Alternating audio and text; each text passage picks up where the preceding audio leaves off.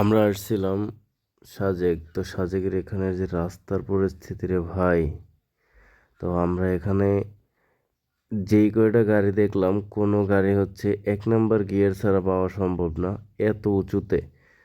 আমরা আসছিলাম হচ্ছে ঝর্ণায়। তো ঝর্ণার এখানে এত পরিমাণ হচ্ছে উঁচু।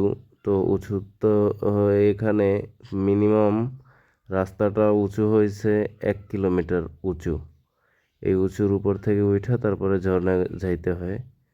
তো এখান থেকে নামার সময় গাড়ি কোনোভাবে স্লো মোশনে করা যায় না, মানুষ নামাইয়া তারপরে ব্রেক করে তারপরে নামতে হয়। তো আমরা ঝর্ণার ওখানে গেছিলাম, গিয়া অনেকগুলো ভিডিও বানিয়ে আনছি। তো এগুলো আমরা আপনাদেরকে দেখাবো যে কিভাবে পানি ঝর্ণা থেকে আসে, কোথা থেকে আসে, ড্রেন কোথা থেকে, সবগুলো আমরা কমপ্লিটলি করে রাখছি, আপনাদেরকে দেখাবো। আর এরকম সুন্দর সুন্দর ভিডিওগুলো পেতে আমাদের সাথে থাকবেন।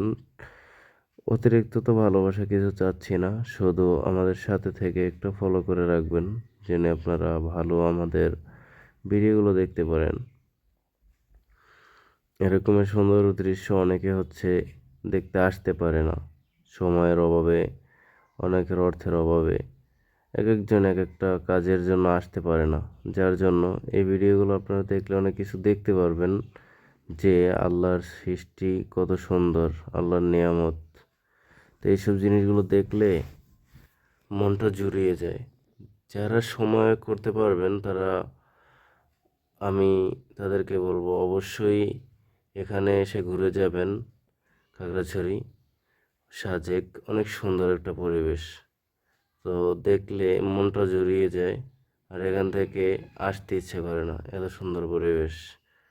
সো সবাই ভালো থাকবেন, সুস্থ থাকবেন। আজকের জন্য এই পর্যন্ত। আসসালামু আলাইকুম।